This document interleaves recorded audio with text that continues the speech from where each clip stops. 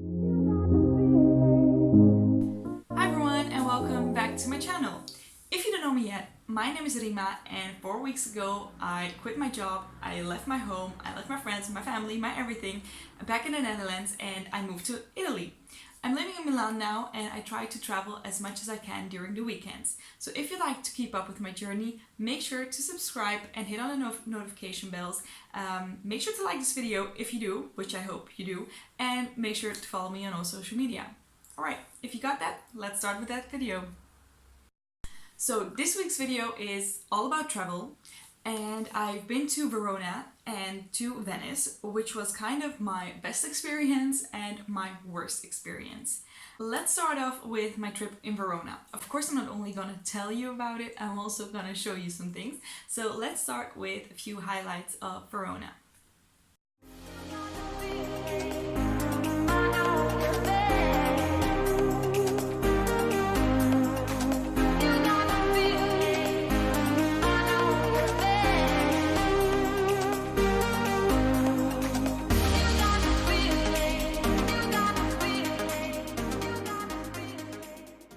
What I really liked was in the first capture what you could see, these big arches which you had to go through if you wanted to enter the city center of Verona. And the reason why I loved it was not only because they were really big and impressive, but also because it kind of gave a hint of what you would see when you get into Verona, because of the arena, which also had the same kind of architecture style with the arches. And that gave a form of unity within the city, and I really loved that. Everyone is always talking about Milan as a fashion capital, and no disrespect, it really is, but I think Verona did pretty good on that part as well. You had this big shopping street, not only one, but the biggest, where you had all these big brands. In between those brands you had Zara, Stradivarius.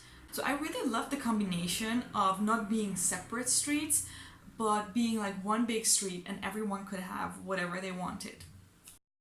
I'm just walking out of Zara and I was standing in line, and there I was holding the dress that I wanted to buy, and then there were these two women in front of me and they were like, oh, how did you find it? And we couldn't see anything nice and blah blah blah, and they complimented me with the dress. So, you know, if Italians compliment you with your style, I think we can say that I'm pretty fashionable.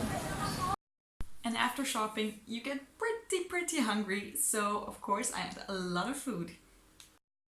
So now it's time for lunch. I took these, I'm not sure what it is, it was a bowl, they cut it in half, and then I asked for a fork and she looked at me like I was crazy, and she was like, no, you need to eat this by hand.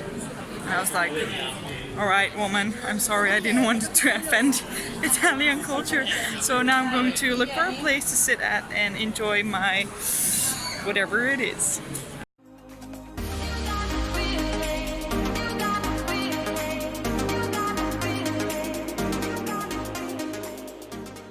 And last but not least, the reason why Verona is so incredibly popular.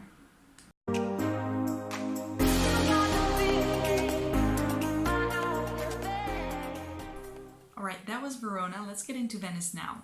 As I told you in the beginning of the video, Venice wasn't really the best experience. And it already started when we were on our way to go there. And we thought it went well until... Alright, it was too good to be true. We had to switch the buses and the bus just passed us twice. So it didn't make any sense. We don't know why, but we started walking. It was too far, so we eventually took a taxi. And now we're here at the station waiting for the Flixbus to come.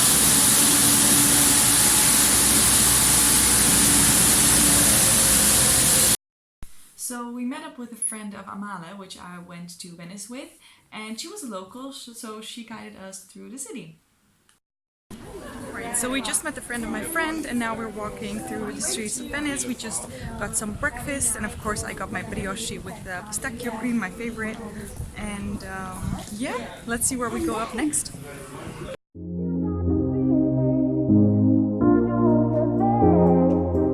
So we had a good day, we enjoyed Venice, we were making pictures and enjoying the view. And from that moment, everything went downwards. Alright guys, I'm super pissed now. I bought a day ticket this morning for 20 euros and I asked him if I could go with the boat or the taxi or whatever they call it to like the main square at San Marco and from there go to San Lanzaro, which is like a little island where there's a lot of Armenian history. And yeah, he told me like, oh yeah, you can, and now we just wanted to get on the boat and of course it turns out we can't. Oh no, that wasn't the baddest thing. Alright, so we're at the station now in Venice and there is some kind of strike we didn't know about. We just bought our tickets yesterday, so it's really strange that they didn't communicate with us.